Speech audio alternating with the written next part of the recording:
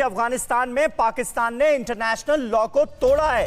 तालिबानी कब्जे वाले इलाके में पहुंची पाकिस्तानी सेना, कांधार के स्पिन बोल्डक में पहुंची है पाकिस्तान की आर्मी। तालिबानी आतंकियों का साथ दे रही है पाकिस्तानी आर्मी। फिर ऐसा क्यों हो रहा है, ये है अहम सवाल। अजीम भट्ट इसका जवाब देना चाहेंगे? जो बातें पहले तो मैं आपके वो जो एक पैनलिस्ट थे वो कह रहे थे कि जनाब जो बैन ऑर्गेनाइजेशन है उनको इलेक्शन लड़ने की इजाजत क्यों नहीं दी जा रही है। तो सबसे पहले मैं आपसे सवाल करूंगा कि शर्जील इमाम ने जब आसाम को अलहदा करने की बात की थी, जब अजीम भट्ट जो सवाल पूछा जा रहा है उसका जवाब दीजिए। यहाँ दूसरे मुद्दों पर चर्चा के लिए हम नहीं बैठे हैं। यहाँ पर तालिबान का जिक्र हो रहा है, वो तालिबान जिसको आप सपोर्ट कर रहे हैं अफगानिस्तान में, और फिर खौफ भी खा रहे हैं कि ऐसा ना हो कि तालिबानी आतंकी पाकिस्तान में दाखिल हो जाएं। ये दोहरा रवैया क्यों है? किस चीज की है? हमारे मुल्क को जो तोड़ने की बात करेगा उसको हम इलेक्शन लड़ने की इजाजत दें, आपका मुल्क तोड़ने की जो बात करेगा उसको आप बैन करके जेल में डाल दें। ये क्या बात हुई? आप अपने लिए जो स्टैंडर्ड सेट कर रहे हैं हमारे लिए भी वही सेट कीजिए ना। तो आजाद कश्मीर की जहां तक बात है वो 1948। अरे तालिबानी आतंकियों के साथ क्यों खड़े हैं? दहशतगर्द जहां नजर आएंगे उनके साथ जाकर खड़े हो जाएंगे। हम बिल्कुल भी नहीं खड़े हैं तालिबान के खिलाफ। अभी कसकर ने भी बात की है कि हम हर तरह के जो आतंकवाद है, इसीलिए तो मैं जो कह रहा हूं वो सुन तो लें, तब तो आपको सवाल समझ में आएगा। स्पिन बोल्डक में आपकी आर्मी पहुंच गई है तालिबान का साथ देने के लिए, कांधार में। देखिए हमारा एक ही मकसद है, मैं बड़े वाज़ेह तौर पे पाकिस्तान का रिप्रेजेंटेटिव बन के यहाँ पे बात कर रहा हूँ। हमारा एक ही मकसद है कि अफगानिस्तान में अमन हो, और अमन हो अगर अफगानिस्तान की आवाम, अफगानिस्तान की अमन के लिए पहुंचे हैं आप वहां पर। अमन और शांति का पैगाम दे रही है आपकी सेना वहां तालिबानी आतंकियों के साथ खड़े होकर? बिल्कुल भी नहीं, बिल्कुल भी नहीं।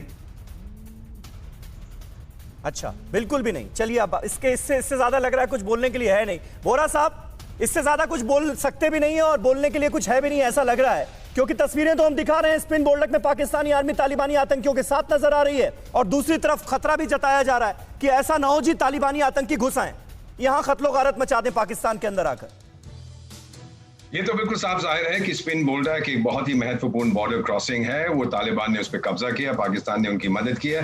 अब क्या होगा सर, ये साफ स्पष्ट है कि अफगानिस्तान से ओपीएम आएगा, स्पिन बोल्डक से पाकिस्तान की तरफ जाएगा, आगे फिर वो यूरोप, मलेशिया वगैरह में जाएगा, जिससे पाकिस्तानी आर्मी को इनकम मिलेगी। और दूसरी तरफ पाकिस्तान से अफगानिस्तान तालिबान के लिए वेपन्स जाएंगे। तो बिल्कुल साफ है सर। एक फ्रेंच में कहावत है, लाप्लू साशोंस लाप्लू से लमेन, जितना बदलता है उतना ही वो सामने रहता है, वही चीज रहती है। अमेरिका ने पीछे अब हट गए हैं क्योंकि वो कहते हैं अफगानिस्तान हमारे लिए अब इतनी बड़ी कंसिडरेशन नहीं है, लेकिन अफगान लोगों के लिए सर्वाइवल है, उनकी खुशहाली है, इसीलिए वो डट के लड़ेंगे।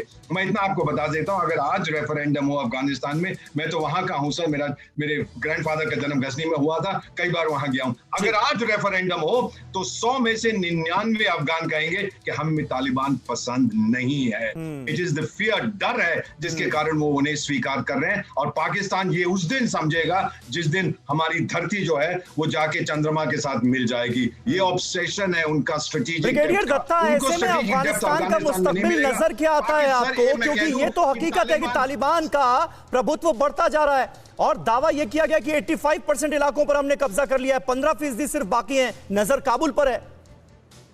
देखिए सबीर, आपने बिल्कुल ठीक कहा, और इसमें जो प्राइम मूवर है वो चाइना है। चाइना अपना एक सूडो प्रेजेंस वहां रखेगा और पाकिस्तान को वहां फोरफ्रंट पे रखेगा।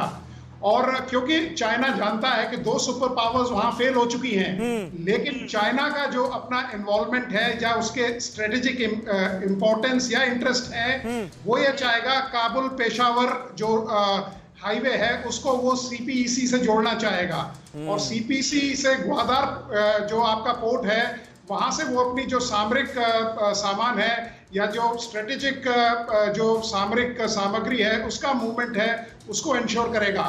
तो वो एक प्राइम मूवर के तरह से पाकिस्तान को फोरफ्रंट पे रखते हुए अपनी प्रेजेंस वहां दर्ज कराएगा, लेकिन डायरेक्ट इन्वॉल्वमेंट चीन का नहीं होगा।